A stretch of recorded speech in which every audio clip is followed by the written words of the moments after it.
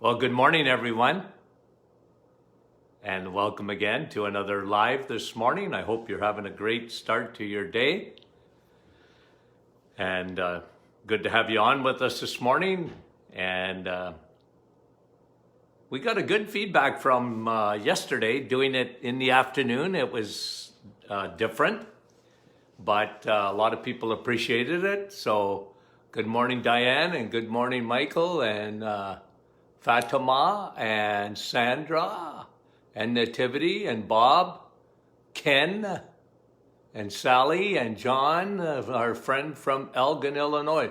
He's going golfing today in Elgin, Illinois. And good to have you on. Lizanne, how are you?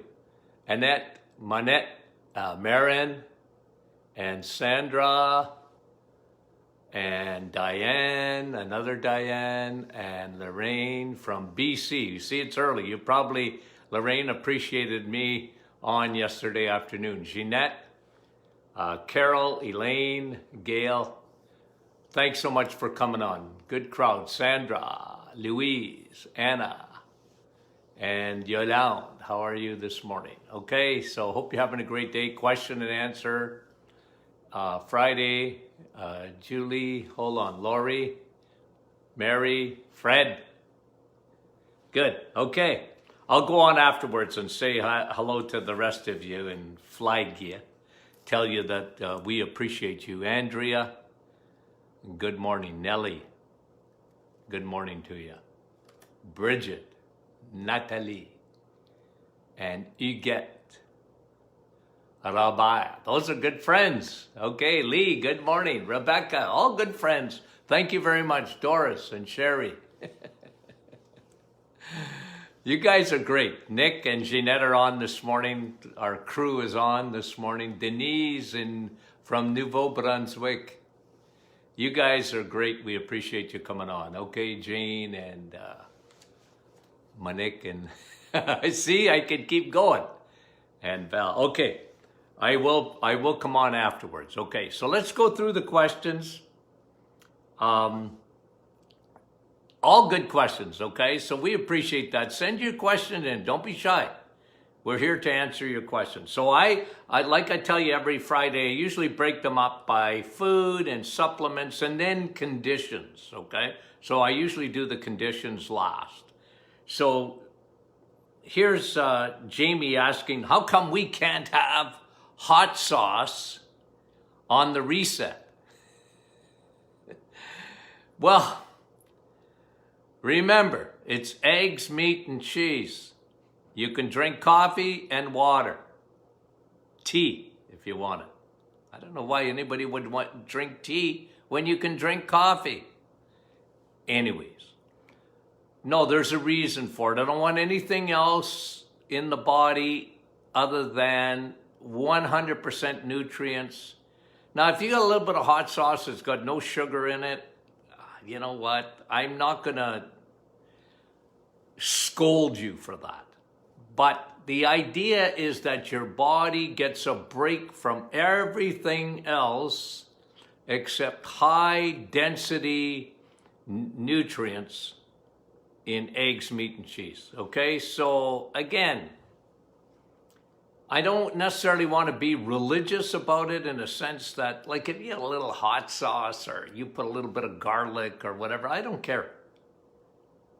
It's not the end of the world. But the idea for this, remember, the reset is temporary. Now, some people are staying on it because they feel so stinking good on it. And guess what? It's fantastic for them. You can eat that way the rest of your life. But for others, it's, you can introduce your things that you like fruits and vegetables, afterwards. The idea with this, it's very specific. It fixes metabolic syndrome. If you're in that 88%, it will take you out of that 88% and put you in the 12% only of people that got no insulin resistance. And somebody asked me a question the other day, and I can't even remember if it was somebody asked it again.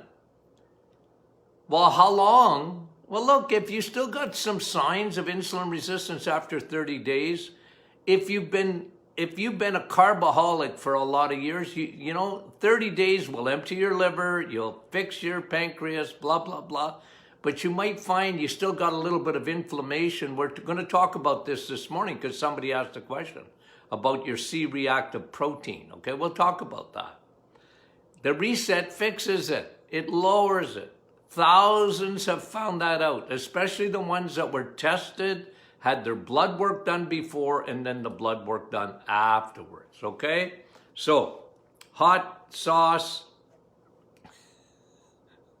If you can't live without it for 30 days, then have a little bit, but no sugar. Make sure, a lot of those sauces have sugars in them. I don't want that. Okay. Lynn, again, on the reset. Stool changes on the reset. Okay.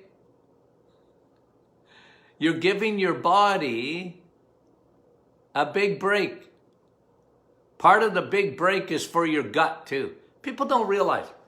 Carbs are sponges. Carbs are sponges. They take up a lot of water in your body. And guess what they'll do? They'll produce generally, okay, there are always exceptions when I say something like this, but understand, carbs take up a lot of volume in your gut, and they take a lot of water with it. Carbohydrates will dehydrate the body. They'll suck up water in that gut. And so you're going to have a large stool. Whoopie doopie. What does that mean? You got a large stool. Who cares? No, really. I remember I was hired I did a little bit of consulting, but it wasn't more than that. I was just hired to be a speaker.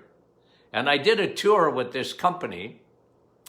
This is years ago, 20 years ago at least. And because I could speak French, they sent me into Quebec. And, you know, but I didn't talk about their product at all. I just talked about health. So every night I would do a different type of seminar in a different city in Quebec. And we did a few in Ontario too, but their big thing was looking at your stool.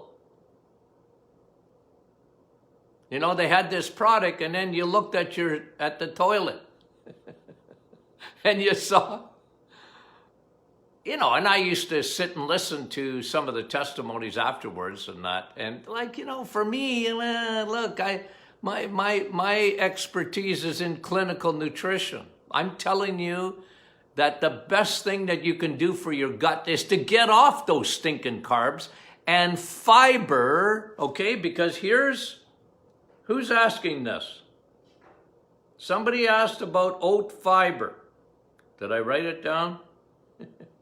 Oh yeah, Donna, you're asking about using oat fiber in recipes. Well, obviously that is done not during the reset. You want to do some oat fiber after. It calls for it in, you know, like I told, if you were on yesterday afternoon, you know what I said? If a doctor, any doctor, tells you that oatmeal, steel cut or whatever, is better in the morning than an egg, run. They don't know what they're talking about. And I know it's been pumped into us for years and years and years. Fiber, fiber, fiber. You need fiber. No, you don't. It's called insoluble fiber for a reason. Your body doesn't take it in. It's to wash out the bowel. Drink water. That'll wash your bowel. Naturally, without scrubbing it to death. With fiber. I'm not telling you can never have fiber. There's fiber in fruits and vegetables. Okay? I get it. It's overrated. You have no idea how many people with leaky gut, with IBS, with all sorts of digestive, diverticulosis, diverticulitis, ulcerative colitis, or whatever. You know what I do? I get them off all the fibers. Quit irritating your bowel. Oh, Dr. Martin, I'm used to going to the bathroom 2 or 3 times a day. Well, you're not a dog. You don't have to go 2 or 3 times a day.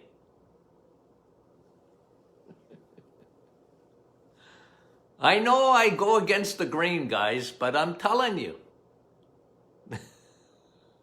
Give your gut a rest. Eggs, meat, and cheese. See, eggs, meat, and cheese are so full of all your vitamins, all your minerals, all your nutrition, all your proteins, your healthy fats, that your body will take almost all of it in. So you're not going to have a big stool. You might not go to the bathroom every day. Oh, Dr. Martin, if I don't go to the bathroom every day, I might die. No, you won't. No, you won't. You ladies with your chicken and salad. If I don't have salad,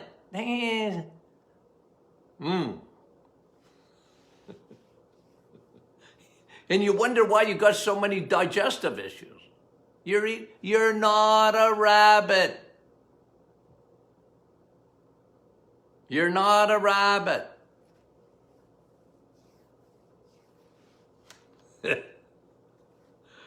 Anyways, okay, that was Lynn. Mimi, butter, does it affect your microbiome? Only in a good way. You know what kills your microbiome? Is sugar and crappy carbs and those vegetable seed oils that you get in your crackers and you get in your bagels and all that stuff affects your microbiome. But butter, your bowel loves butter. It loves butter. The CLA that's in butter.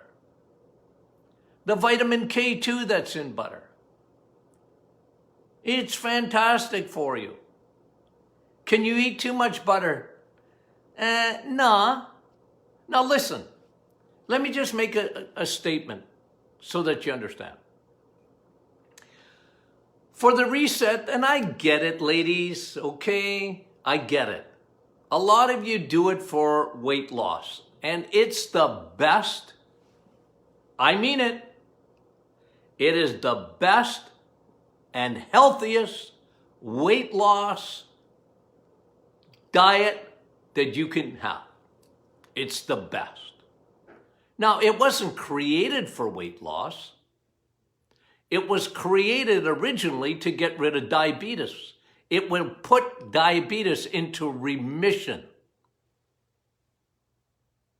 Because diabetes is an allergy to carbs. 100%. I created that diet, and I've done other diets. I created other diets, programs for weight loss, for chronic fatigue syndrome, whatever. But this is the best. This is the 100% better than all of the other ones that I talked about for years. Now listen, if you have, let's say you have 20 pieces of cheese. Is cheese good for you? 100%.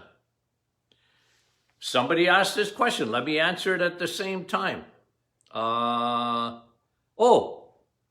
Bonnie, she watched a documentary that said eggs and cheese have lots of sugar in it. Bonnie, no. Eggs and cheese have fat You know what their macros are? Fat and protein. You're lucky to get 1 gram of carb in cheese and 1 gram of carb in an egg. They're perfect foods. So I don't know what documentary you were watching, but don't watch it again. It's stupid. Like in the first day in your PhD in nutrition, you learn, no, but this is why eggs and cheese, for example, and even today, red meat, is vilified. Oh, it is so bad for you. It's got too much fat. And it's got too much protein. Not enough carbs. That's what they'll tell you. Oh, there are not enough carbs. You need carbs. No, you don't. You don't need carbs. If you never had another carb, you see, and Bonnie, I didn't watch it, so maybe they said this, that if your body needs sugar, it will take a piece of steak and turn it into sugar. But if you've listened to me, and I repeat it almost every day, sugar is poison in your bloodstream. Sugar is the new smoking. Your body reacts to sugar by doing what? It secretes insulin. And it has to take sugar out of your bloodstream. Otherwise, you're going to destroy your blood vessels. Your body knows that. So, I don't know what documentary, but here, let me come back to the other thing I was saying. If you eat too much cheese, and really, somebody said, well, how much is too much? Well, I don't care. But if your goal is to lose weight, you want to lose the fat inside your body, so you want your body to turn on that fat. If you're eating 10 pounds of bacon, well, your body will have to burn the 10 pounds of bacon. It's not going to turn on your inside and burn fat on the inside of your body. Think about that.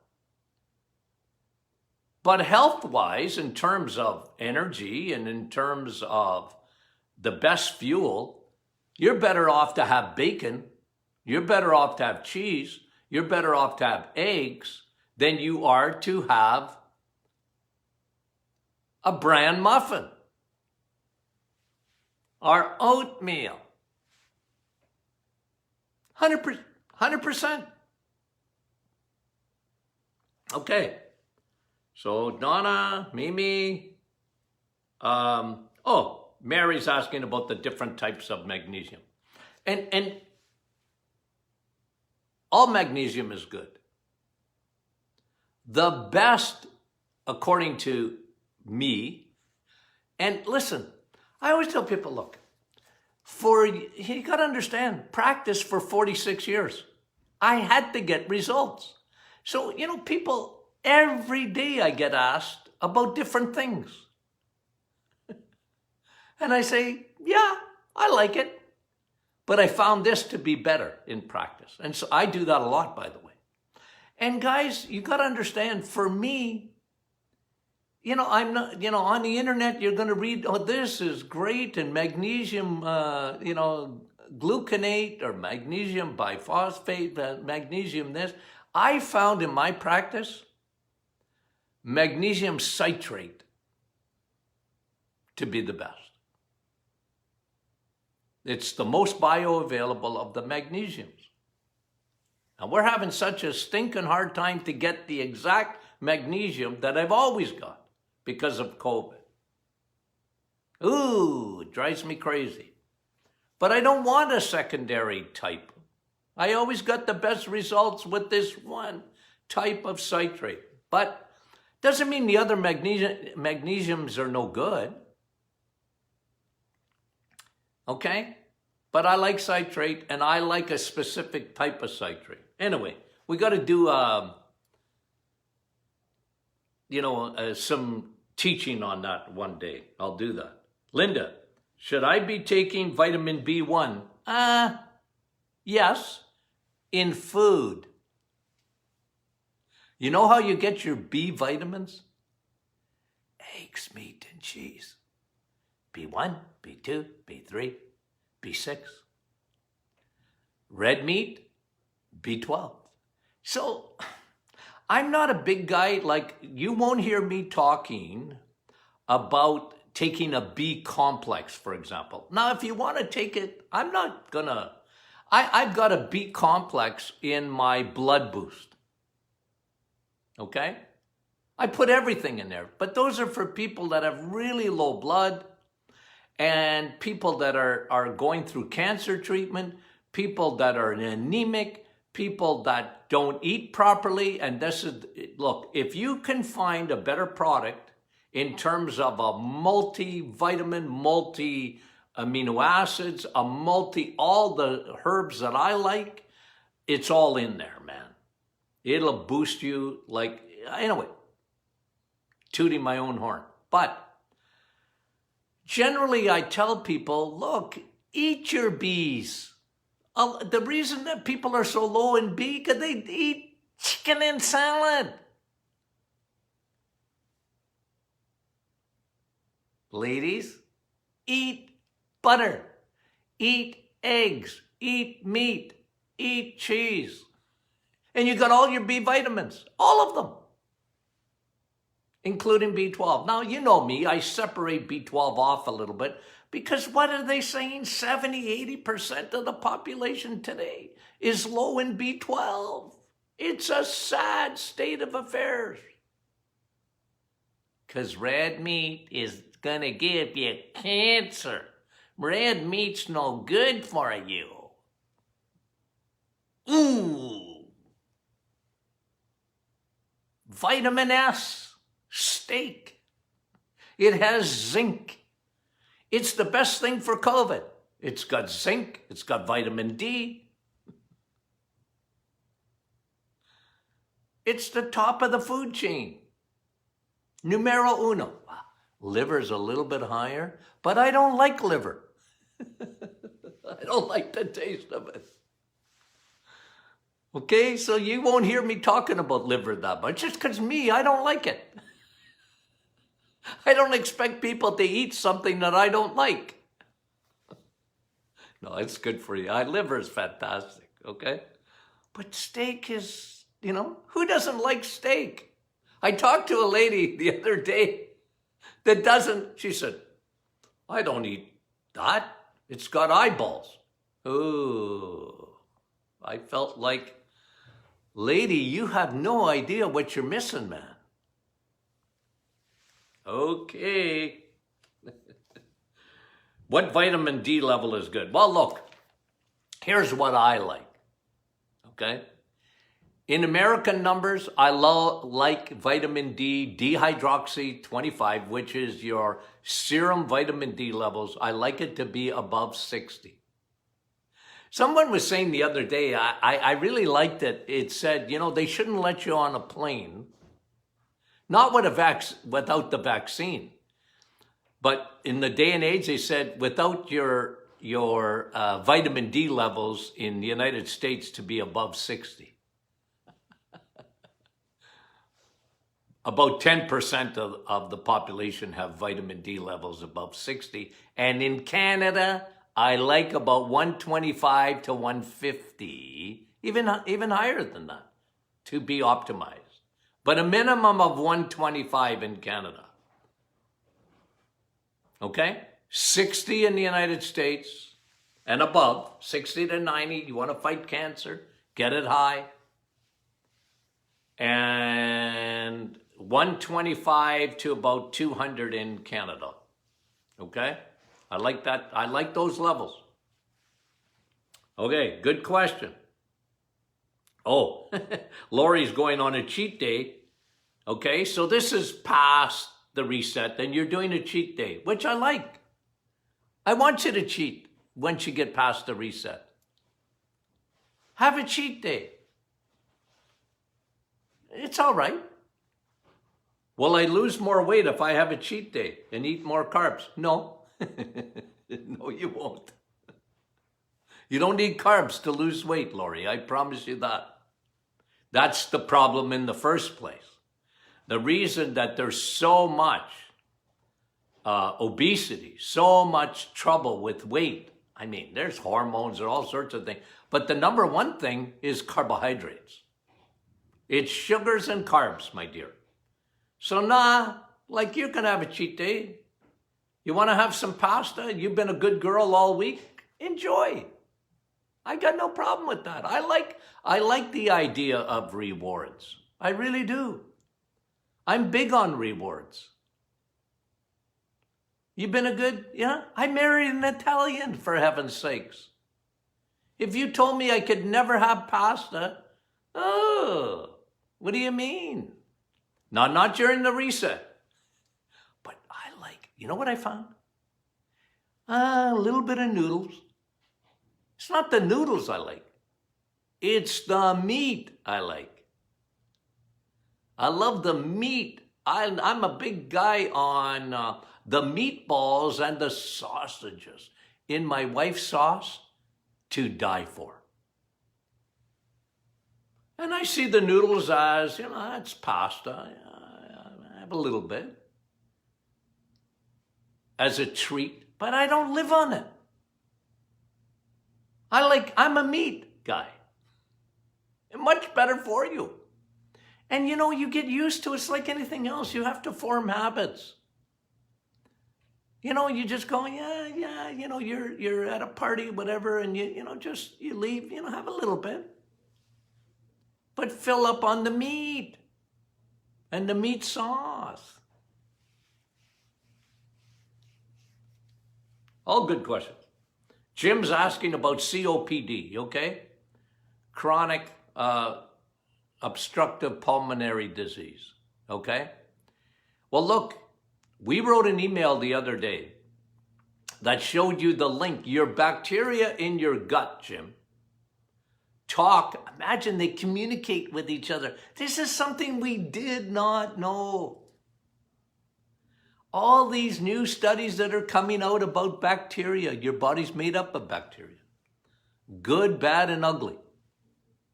You need to have a balance. And your lungs, leaky gut, leaky lungs. We explained it in the email. Great teaching.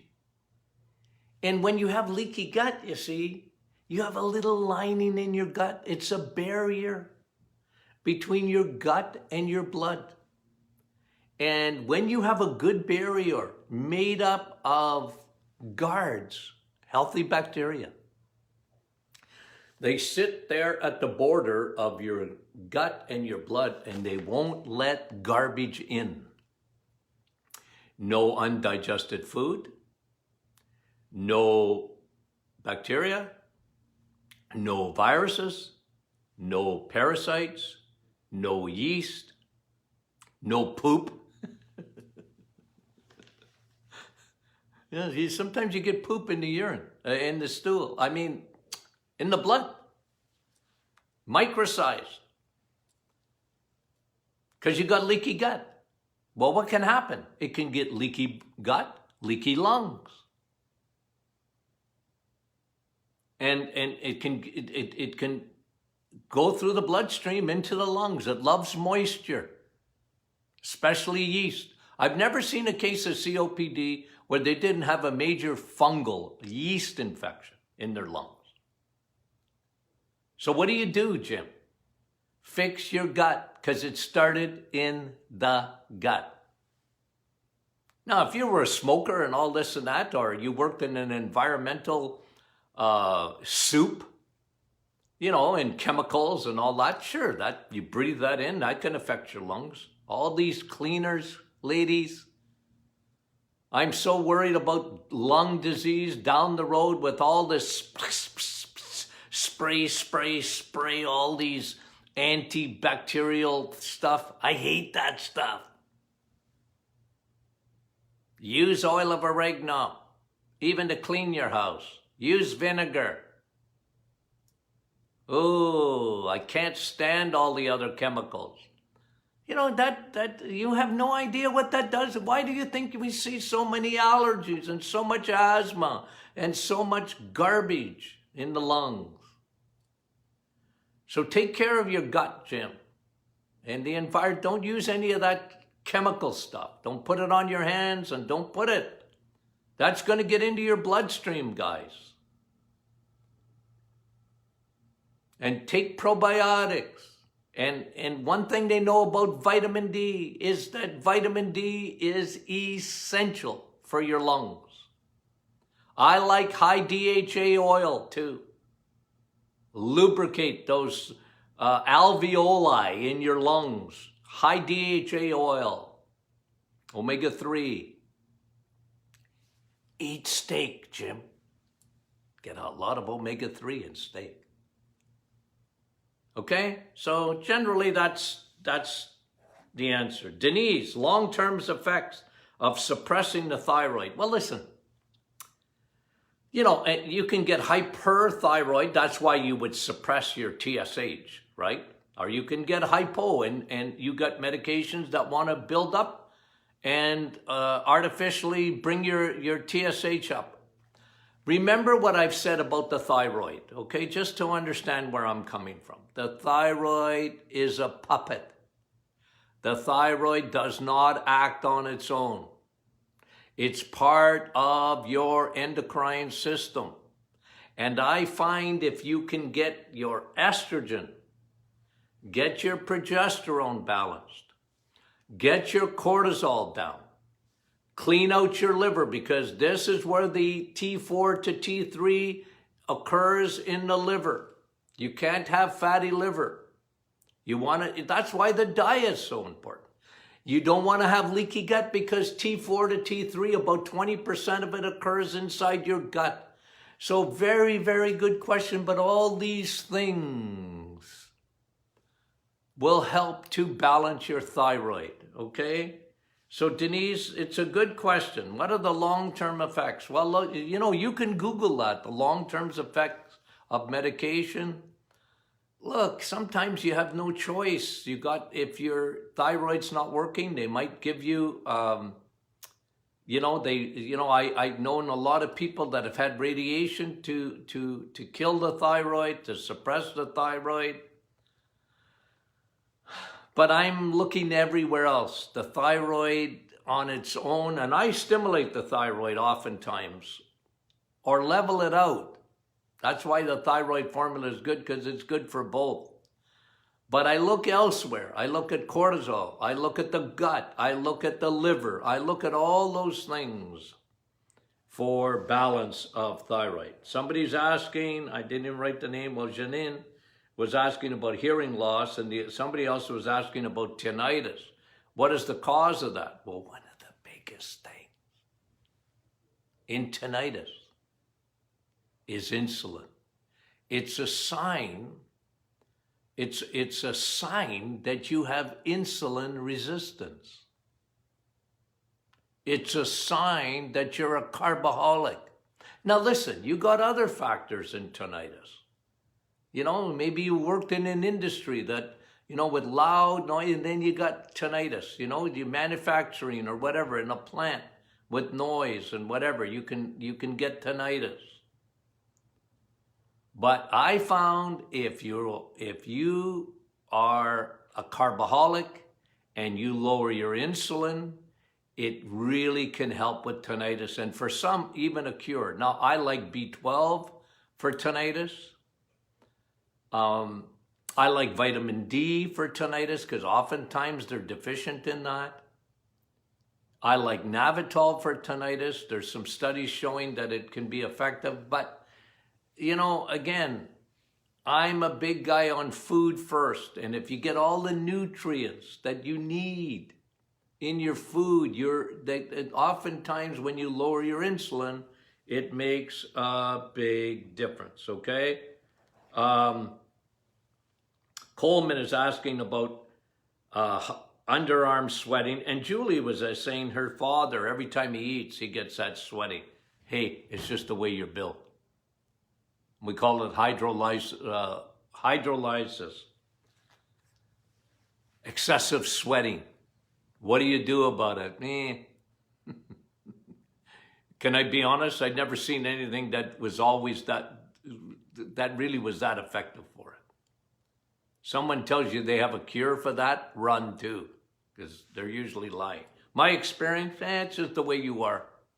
It's not easy, and some people have had surgery under their armpits to change the glands there. I don't like playing with nature, you know. And look, I get it, you know. You don't like that excessive sweating and that, but I never found anything to really be that effective in help. I'm not going to tell you something that I have never really seen worked. Okay? So you sweat a lot when you eat or whatever, well, it's the way you're built, okay? Okay, let's do this CRP, because Cheryl is asking, what is CRP? CRP is C-reactive protein. It is a measure of your inflammation, silent inflammation. Okay, so if you have rheumatoid arthritis or any autoimmune disease, you got an inflammatory response, and so between 0 to 6, it really, 0 to 3 really is normal limits. I don't like anything over 3. I actually don't like anything over 1. It needs to be under 1. That means you have no inflammation. If it's under 1, you got nothing to worry about. You go into a higher risk for heart disease, for cancer. They showed, this is years ago, this was 25 years ago, even at the university in Sudbury, Laurentian University, they actually did a study on C-reactive protein, and they said they could tell you by checking your C-reactive protein to see if you were had a possibility 7 years ahead of time to see if you could. It's one of the tests that doctors don't do enough of. They should do it routinely to see if you are at risk for heart disease. But even it's more than heart. Anything with inflammation, autoimmune, heart disease, cancer, Alzheimer's, because inflammation is not Houdini. It doesn't come on its own. But if you have high levels of insulin or whatever, that'll drive your CRP up. Okay, so that's what it is. It's C-reactive protein. It's a very effective test. It's one of the things I love to look at. If you can ask your doctor. If you don't ask, a lot of times they won't do it. Ask for it. I want my CRP done. Okay, good question. Joanna, does endometriosis go away? Yes, it can. Sometimes there's surgeries involved in it's severe endometriosis where you have to have a hysterectomy. But what is the cause of endometriosis?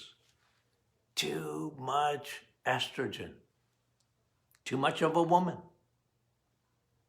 And remember, women fight a war all the time between estrogen and progesterone. Has to be balanced.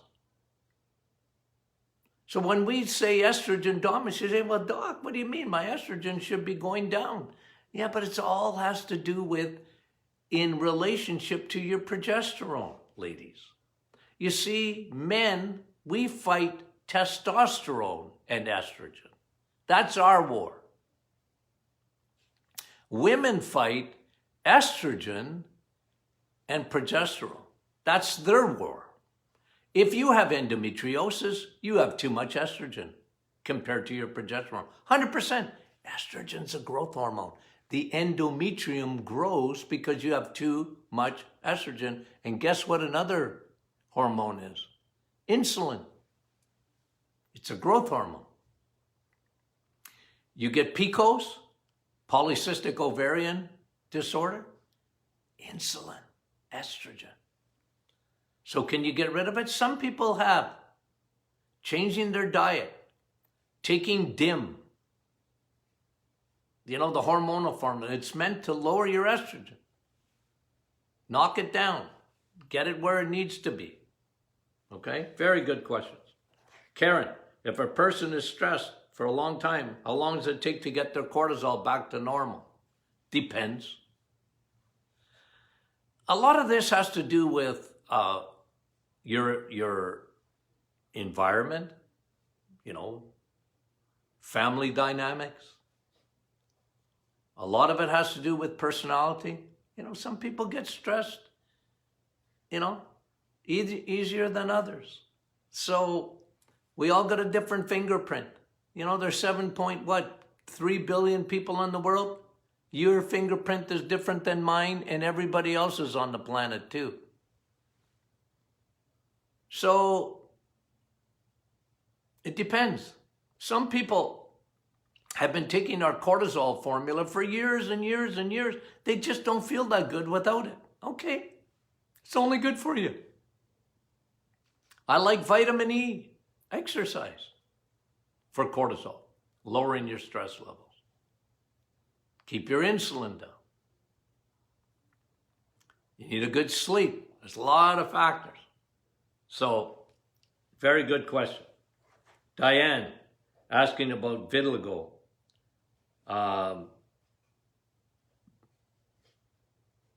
Well, there's two factors in vitiligo. And that is when you get patches you lose all your in certain areas of the body. It's a skin disorder. What causes it? Genetics, leaky gut. Okay, environmental issues can affect that. So again, the thing that you can control is fix the gut. That's really important. Okay, good question. And I didn't write the names down here. That's me. Dutch hormone testing. Dutch hormone, you know what that is? That is dry samples. Okay? So instead of doing like urine, they do a dry sample of urine. Do I like it? Yeah, I like it. Remember, any hormone test, though, let me just say it, because I did hormone tests for years and years and years and years. Cortisol, estrogen, I did all that. And I taught my staff this, I don't care what that test tells you. I really don't. Compared to what are your symptoms, I'm more interested. Symptoms always trumped the lab. Always trumped the lab. Okay? So what are your symptoms? Because like we were talking about the thyroid earlier. A lot of people, oh, my doctor says my thyroid is good. Oh yeah, but I'm losing my hair, I'm gaining weight, I don't feel good, blah, blah, blah, blah, blah. I said, well, that's your thyroid. I don't care what the lab said. Doctors at one time didn't rely on labs. Today, they don't even see the patients most of the time. They just, we'll wait and see what your blood tests tell me. We'll wait and see what your hormone tests tell me.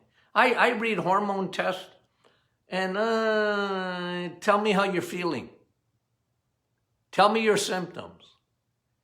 I want to hear about that first. I'm not saying I wouldn't look at your, cortisol levels, for example. We used to do that in the office. But I wanted to know how, I didn't care what it said compared to how you're feeling. Symptoms. The labs got it upside down. I remember doctors, including my father, saying, like the labs, if it walks like a duck and talks like a duck, it's a duck. Much more important that I know your symptoms. And a lot of times in those hormones, it's not just estrogen. It's remember what I was talking about, the thyroid? You need to look at the whole picture. I don't want to just know what the ovaries are doing. What are your adrenals doing? What is your thyroid doing? What's your pancreas doing? That's your endocrine system. I'm a holistic guy. I want to see all of it. Testing, yeah. Yeah, I'm not against it. I'm just saying it's a tool, but it's not the only tool in the toolbox. Symptoms are more important. They trump those tools. Okay, I think I'm done. One more question. What about the DHT hormone? Yeah, it's a sex hormone, really important. But guys, I don't care. You can test it. You can do whatever you want. I don't care. I don't even want to know. I want your symptoms. I can tell a man in 5 seconds, give me your symptoms if his testosterone is low. I don't even need to see the number. I can look at a man pretty well and tell him that if his testosterone is high or low. Remember, a man battles every day his testosterone with estrogen. And I know a lot of men that got more estrogen than their wives. I mean it. How do you think you get prostate cancer? Okay. Okay. Wow, way over time, but that's all right. Okay, just a lot of questions. I wanted to get to them today. Okay, so if you're not part of the Martin Clinic Facebook group, get in there. Thank you. I want to thank you on behalf of my son and we want to thank you for making the Reset book probably the #1 seller in Canada. Yeah, I think it would be. And we only had limited amount. But we want to thank you for the enormous success, okay, of that book. Incredible launch. And we just sort of half launched it, but that's all right. Okay? Thank you. We want to thank you for supporting that endeavor. Okay? We really do. And if you have any questions for next week, send them in. We love you guys. Talk to you soon. God bless you.